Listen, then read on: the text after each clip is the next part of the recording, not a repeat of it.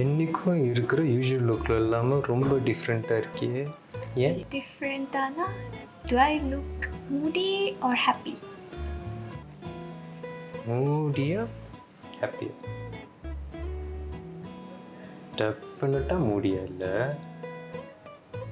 ரொம்ப ஹாப்பியாக இருக்கிற மாதிரி இருக்க. அதான் கேட்குறேன். Any occasion?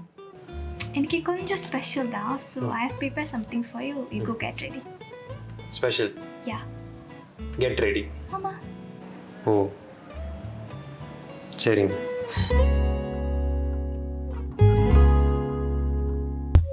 இமை விரல்கள்